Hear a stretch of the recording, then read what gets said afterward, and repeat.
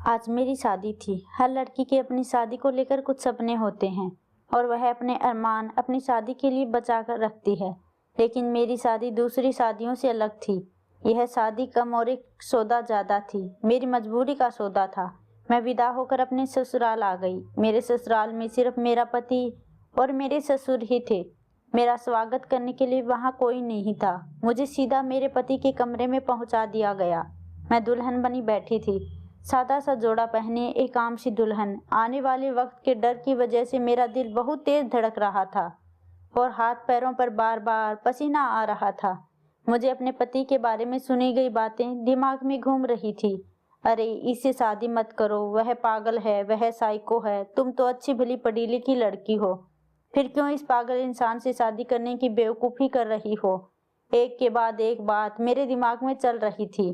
घबराहट से गला सूख चुका था। मैं अपनी घबराहट पर काबू पाने की कोशिश कर रही थी कि इतने में मेरा पति अंदर चला आया। मैं थोड़ा सिमट गई। वह आकर मेरे पास बेड पर बैठ गया और मुझसे कहने लगा कि अपना घूंघट उठाओ। मुझे यह बात बहुत अजीब लगी, लेकिन पहले ही अपने पति के बारे में इतनी अजीब अजीब बातें सुन रखी थी, इसलिए मैंने उसकी बात मानी और अपना घूंघट खुद ही उलट दिया। मगर जैसे ही मेरी निगाह उनके चेहरे पर पड़ी तो मैं चौंक उठी और उसने भी चौंक कर मेरी तरफ देखा और कितनी देर तक टकटकी लगाए मुझे देखता रहा। और न जाने उसे क्या हुआ, वह एकदम से उठकर कमरे के टेरिस पर चला गया। मेरा नाम विधि है और मैं एक गरीब घराने से संबंध रखती हूँ। घर में मेरे माँ, पिताजी और एक छोटा भाई भी था। भाई अभी छोटा था और सरकारी स्कूल में पढ़ रहा था, जबकि मैं दिल्ली के एक मैसूर यूनिवर्सिटी में स्कॉलरशिप पर पढ़ रही थी, जहाँ पर मेरी जैसी लड़कियाँ बहुत कम थी जो गरीब फैमिली से हों। यहाँ सिर्फ अच्छे अच्छे अमीर घरों के लड़के और लड़कियाँ पढ़ने आती थी, इसलिए मैं शुरू से ही अपने आप में मगन रहने लगी। मेरे कॉलेज में भी किसी से दोस्ती नहीं थी और अब यूनिवर्सिटी मैंने भी किसी से दोस्ती नहीं की।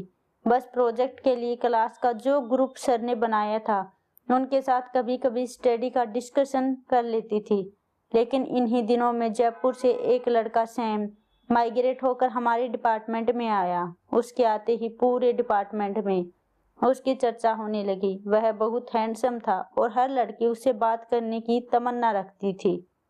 मैंने पहली नज़र में उसे देखा तो अपना दिल दे बैठी, लेकिन वह तो ऐसा चांद था जिसे मैं छूने की तमन्ना तो कर सकती थी लेकिन छू नहीं सकती थी। मेरे साथ ऐसा पहली बार हुआ, लेकिन मैंने फीलिंग्स को दिल में दबाए रखा और कभी किसी पर जाहिर नहीं होने दिया।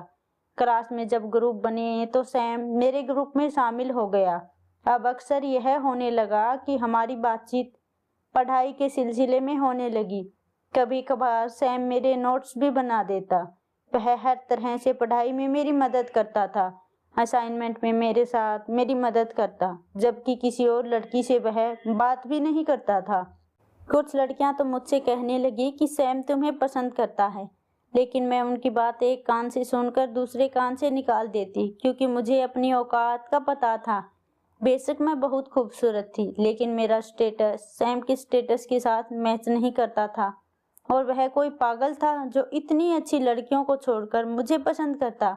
वह देश की हाई प्रोफाइल फैमिली से ताल्लुक़ रखता था और मैं एक निचले तबके से। यूनिवर्सिटी का वक्त कैसे गुजरा कुछ खबर ही ना हुई। ना मैंने कभी सैम से अपने प्यार का इजहार किया, ना कभी सैम ने मुझसे कोई फालतू बात की। आज हमारा यूनिवर्सिटी का आखिरी दिन था, लेकिन आज सैम नहीं आया। मेरे दिल को अजीब सी बेचैनी होने लगी थी।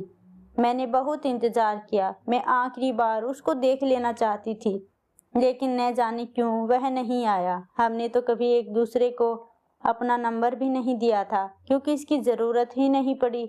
और आखिरी दिन भी वह नहीं आया। आज मैं बड़े बुझे दिल के साथ यूनिवर्सिटी से घर आ गई। मेरा आखिरी दिन बहुत बड़ा गुजरा था, लेकिन फिर यूनिवर्सिटी छोड़ने के बाद जिंदगी ने ऐसा पलटा खाया कि मैं दंग रह गई। पिताजी को अचानक काम के दौरान हार्ट अटैक हुआ और वह कई दिनों तक अस्पताल में दाखिल रहे। काम तो बंद हुआ ही, साथ ही साथ टेस्टों के दौरान पता चला कि पिताजी के वाल्व बंद हैं और दिल की सर्जरी करवानी पड़ेगी। हमारी इतनी हैसियत नहीं थी कि हम इतना महंगा इलाज अफोर्ड कर सकते।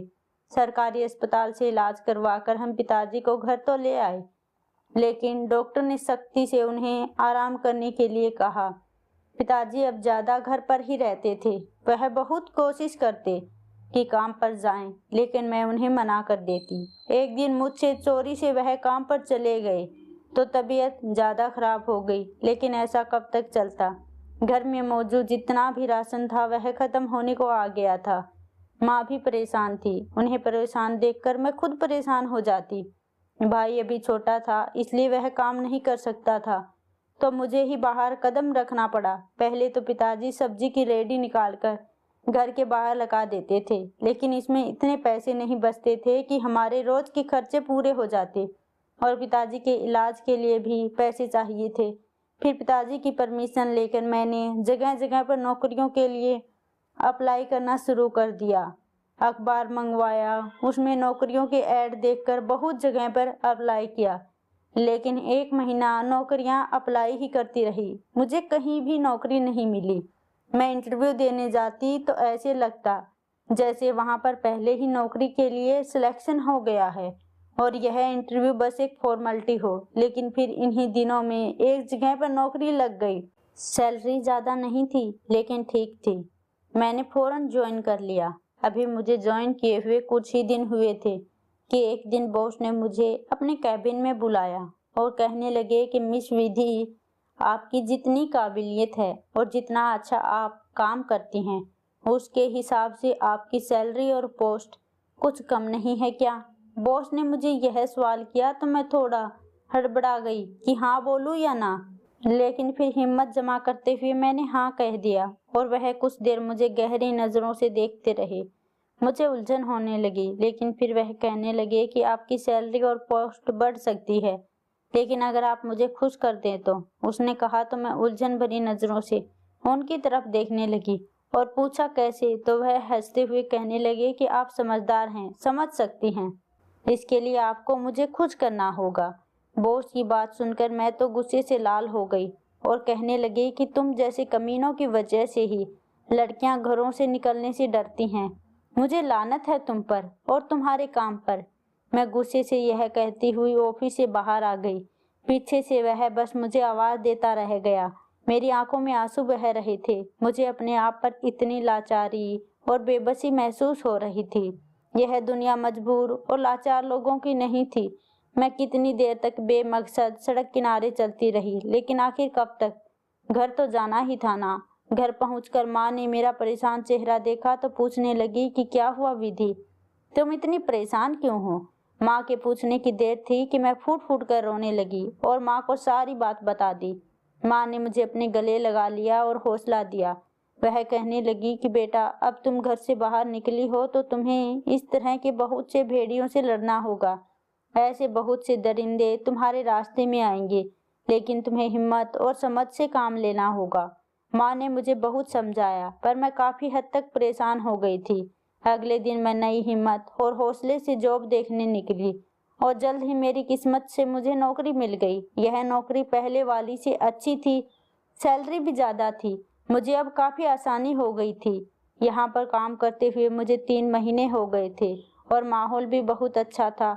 मैंने आज तक सिर्फ अपने कंपनी हेड को ही देखा था। हालांकि ऑफिस में बॉस के बेटे की बहुत सारी बातें होती थी। कोई उसे पागल कहता, कोई दीवाना कहता, कोई साइको, लेकिन मैंने आज तक कभी उसे देखा नहीं था। शायद वह ऑफिस आता ही नहीं था।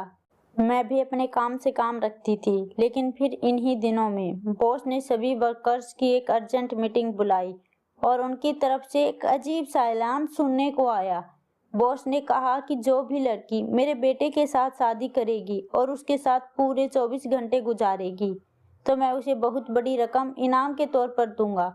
मुझे बॉस की यह बात अच्छी नहीं लगी। न जाने उसके बेटे में क्या मसला था कि उसने ऐसा ऐलान किया, लेकिन फिर बराबर यह बात सुनने को मिलती रही कि कोई भी लड़की बॉस के बेटे के साथ शादी करने के लिए तैयार नहीं थी। लेकिन फिर मेरे दिल में यही ख्याल आने लगा कि इतने ज़्यादा पैसे मिलेंगे तो मैं ही बॉस के बेटे से शादी कर लेती हूँ।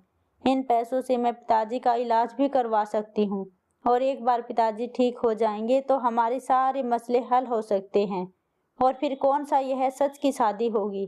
सिर्फ एक सौदा ही ना, और मैंने फैसला कर लिया कि मैं यह शादी करूंगी और बॉस से हाँ कह दी।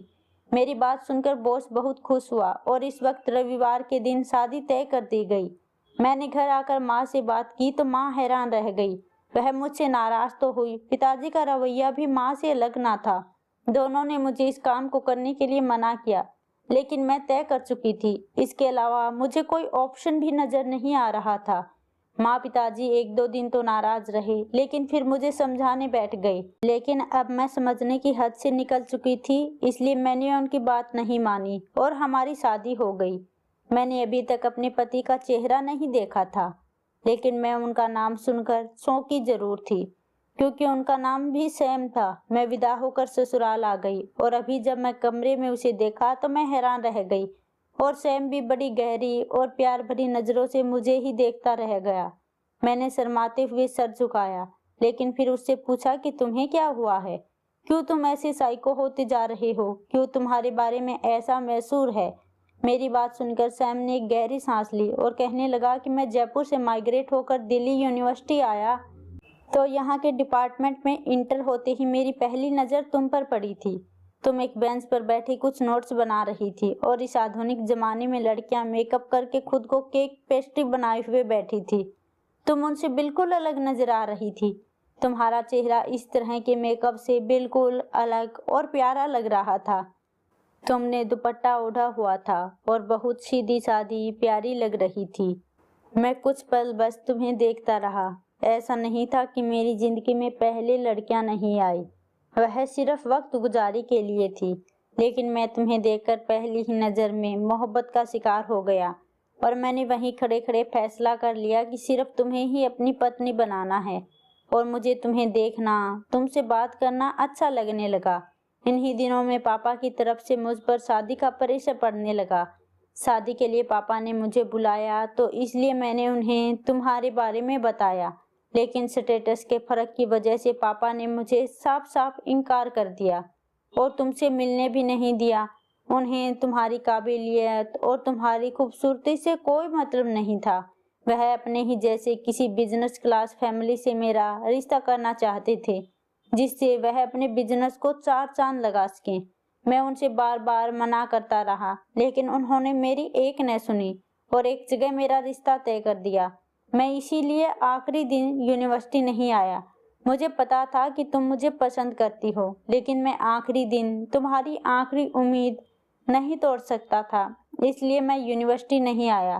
पापा ने मेरी शादी बहुत धूमधाम से कर दी। मैंने पापा की मर्जी के आगे सर तो झुका लिया, लेकिन उसके बाद मैं चुपचाप रहने लगा और पहले ही रात को कमरे में जाते ही मैं अपनी पत्नी को डराता धमकाता कि वह मुझे छोड़कर चली जाए, नहीं तो मैं उसे मार दूंगा। और इसी डर से वह लड़की अगले ही दिन सुबह मुझे छोड़कर चली गई, क्योंकि उन्हें लगा कि मैं कोई पागल हूँ। वह मेरे साथ वक्त गुजारना चाहती थी, लेकिन मुझे यह अच्छा नहीं लगता था, क्योंकि मुझे बार बार तुम्हारा ख्याल आता। और फिर एक दिन मैं यूनिवर्सिटी के कलर डिपार्टमेंट में तुम्हारे घर का पता निकलवाया। तुम्हारे घर भी गया, लेकिन वहां से पता चला कि तुम लोग घर छोड़कर जा चुके हो। मैं परेशान हो गया कि इतने बड़े शहर में कहाँ ढूंढूं। उस लड़की ने अपने पापा से मेरे बर्ताव के बारे में बता दिया और उसके पापा ने मेरे पापा से बात की तो घर में तूफान आ गया। पापा ने पहले तो मुझे बहुत बुरा भला कहा और फिर मुझे पापा ने साफ साफ वार्निंग दे दी कि मुझे उस लड़की से माफ़ी मांगनी होगी और अपना बर्ताव ठीक करना होगा, वरना उसके बिजनेस को भी नुकसान था और हमारे रिश्ते को भी। लेकिन मेरा ऐसा कोई इरादा नहीं था। मैंने ना तो उस लड़की से माफ़ी मांगी और ना ही अपने रिश्ते को ठीक किया। इसके नतीजे से हमारा रिश्ता टूट गया। पापा मुझ पर बहुत गुस्सा हुए। फिर पापा ने एक और जगह पर मेरा रिश्ता पक्का कर दिया और मुझे उस लड़की से मिलने जुलने के लिए कुछ समय दिया। और शादी के बाद उसके साथ भी मैंने वही व्यवहार किया, उसे डराया धमकाया और उसके साथ पागलों जैसा व्यवहार किया, जिससे उसे लगा कि मैं कोई साइको हूँ, और वह भी चली गई। पापा मुझे डांटते रहते, अक्सर मुझे समझाते, लेकिन वह मेरी बात मानने को तैयार नहीं थे। कुछ वक्त बाद पापा को भी मेरी चिंता होने लगी। वह मुझे वक्त देते और मेरे साथ खाना खाते, लेकिन अब मुझे उनका साथ नहीं चाहिए था। जब मुझे उनकी ज़रूरत थी तो वह बिजनेस जमाने की फिक्र में लगे रहते। मैंने पापा को साफ साफ मना कर दिया कि अभी मेरे लिए कोई रिश्ता ना देखें, ना ही मुझे शादी करनी है। मुझे कुछ वक्त चाहिए। पापा भी शायद इस बात को समझ गए थे, इसलिए उन्होंने मुझे संभालने के लिए वक्त दिया। कुछ दिन इसी तरह से गुजर गए। पापा ने इकलौते बेटे को दुनिया से अलग थलग देखा तो उन्हें भी अच्छा नहीं लगा। अक्सर वह मेरे दोस्तों को कॉल करके बहाने से घर बुला लेते ताकि मैं खुश रहूं, लेकिन मैं व्यक्तिगत तौर पर तो बहल जाता और फिर थोड़ी देर बाद इसी हालत का शिकार हो जाता। कुछ दिन बाद पापा ने मुझसे कहा कि तुम उस लड़की को ढूंढ लो। अगर तुम 1 महीने के अंदर उसे ढूंढने में कामयाब हो गए तो मैं तुम्हारी शादी उसके साथ करवा दूंगा, वरना फिर तुम्हें मेरी बताई हुई लड़की से शादी करनी पड़ेगी। पापा की शर्त मानकर मैंने तुम्हें बहू ढूंढा, लेकिन तुम मुझे कहीं नहीं मिली। और 1 महीने बाद पापा ने कहा कि अब तुम्हें मेरी शर्त माननी होगी, और अगले ही दिन उन्होंने मेरी शादी पक्की कर दी और कहा कि रविवार को तैयार रहना। मैंने उनसे लड़की के बारे में कुछ भी नहीं पूछा, क्योंकि अगर तुम नहीं तो कोई और भी हो तो क्या फर्क पड़ता। रविवार के दिन मैं तैयार हो गया। शादी के दौरान तुम्हारा नाम सुनकर मैं चौंका जरूर था, मगर फिर सोचा कि विधि नाम की लड़कियां पता नहीं दुनिया में कितनी होंगी। शायद भगवान ने हमारा मिलना लिखा था और इसी तरह हमारा नसीब जुड़ना था। और देख लो, आज हम मिल ही गए। सैम ने यह कहते हुए अपना हाथ आगे किया तो मैंने भी उसके हाथ पर अपना हाथ रख दिया। अगले दिन सुबह मैं और सैम बहुत खुश अपने कमरे से बाहर निकले और जाकर पापा से मिले। पापा हम दोनों को एक साथ खुश देखकर हैरान हुए और फिर हम दोनों को एक साथ गले लगा लिया। उनकी आंखें भीग गई। शायद वह भी सैम की हालत की वजह से बहुत ज्यादा परेशान थे। हम सब मिलकर नाश्ता करने लगे और सैम मुझे थोड़ी थोड़ी देर बाद हर चीज उठाकर खुद दे रहा था और पापा हैरानी से सैम को देख रहे थे। सिर्फ मैं और सैम ही सच्चाई जानते थे। उन्होंने पापा को इस बारे में कुछ नहीं बताया, पर पापा भी हमें खुश देखकर खुश थे। फिर अचानक राहुल अपने पापा से कहने लगे कि पापा, मैं आपका धन्यवाद करना चाहता हूँ कि आपने विधि को मेरी जिंदगी का साथी चुना। इससे बेहतर लड़की मेरे लिए कोई हो ही नहीं सकती। यह कहकर राहुल पापा के गले लग गए और पापा की आंखें भीग गई। हमारी शादी को लगभग 1 महीना हो गया और यूं ही बैठे बैठे मुझे सैम की माँ का ख्याल आया, तो मैंने उससे पूछ ही लिया कि आपकी माँ कहाँ है। मैंने कभी उनके बारे में नहीं सुना था, ना ही कभी कोई तस्वीर देखी। यहाँ तक कि मुझे पूरे घर में सैम और उनके पापा की ही तस्वीर नजर आई। मेरी बात सुनकर सैम हंसने लगा और कहने लगा, चलो आज मैं तुम्हें सच बता ही देता हूँ। मेरे मम्मी पापा की शादी कोई शादी नहीं थी, बल्कि यह दोनों परिवारों का कारोबार बढ़ाने और एक दूसरे का स्टेटस ऊंचा करने का सौदा था, जिसे इन दोनों ने मंजूर किया और एक दूसरे को अपना लिया। मम्मी अपनी सोशल लाइफ में बिजी रहती, वह क्लब जाती, पार्टी करती रहती और पापा हर वक्त अपने बिजनेस को 2-4 करने में लगे रहते। दोनों का रिश्ता तो था, लेकिन वे एक दूसरे के साथ नहीं थे। और इसी दौरान न चाहते हुए भी मैं भी कहीं से पैदा हो गया। हालांकि मम्मी को बच्चा नहीं चाहिए था। फिर पैदा होने के कुछ दिन तक तो मम्मी पापा का आपस में मूड अच्छा रहा, लेकिन फिर उनके बीच झगड़े होने लगे। मम्मी को आपत्ति होती कि पापा उन्हें वक्त नहीं देते, लेकिन पापा को एतराज होता कि जब मैं घर पर आता हूँ तो तुम घर पर मौजूद ही नहीं होती। इस तरह झगड़े बढ़ने लगे। मैं 8 साल का हो चुका था। उन्हीं दिनों में मम्मी का अफेयर सुनने में आया। मम्मी अपने से कम उम्र के लड़के के साथ अक्सर दिखाई देने लगी और पापा को बिजनेस से फुर्सत नहीं मिली। जब भी पापा को ऐसा कुछ पता चलता तो वह नशे में धुत होकर घर आते और मम्मी को गालियां देते और कभी कभार हाथ उठाने की भी कोशिश करते। फिर एक दिन मम्मी ने तलाक का केस कर दिया। पापा को जैसे ही नोटिस मिला वह मम्मी के पास चले गए और मम्मी से मिन्नतें करने लगे, क्योंकि बिजनेस में 50% शेयर होल्डर मम्मी थी और अगर मम्मी उनके हाथ से निकल जाती तो मतलब था कि आधा बिजनेस भी चला जाता। पापा ने मम्मी को मनाने की बहुत कोशिश की, लेकिन मम्मी अपनी बात पर डटी रही, क्योंकि वह पापा से तलाक लेकर दूसरी शादी करना चाहती थी और मम्मी तलाक लेकर चली भी गई। साथ ही 50% शेयर भी पापा को मम्मी को वापस करने पड़े, जिससे पापा को बहुत बड़ा झटका लगा। पापा ने दोबारा शादी नहीं की और उन्होंने मम्मी की सारी चीजें घर से बाहर फेंक दी। मेरे ऊपर उन झगड़ों का बहुत असर हुआ और मैं इस तरह की जिंदगी अपने लिए नहीं चाहता था। मुझे ऐसी औरत चाहिए थी। मैं चाह रहा था कि मुझे वह औरत मिले जो मेरी अटेंशन और प्यार को समझे, जो मुझसे मोहब्बत करे और मेरे घर को बनाकर रखे, और जब मैं घर वापस आऊं तो मुस्कुराती हुई दरवाजे पर वेलकम करे। इसलिए जब मैंने तुम्हें देखा तो मुझे लगा कि तुम ही वह औरत हो जो मेरी जिंदगी में यह सब ला सकती हो। हालांकि मैंने अपनी सोसाइटी में बहुत सी लड़कियां देखी, वह मुझे अच्छी भी लगी, लेकिन वह सब मम्मी की तरह थी।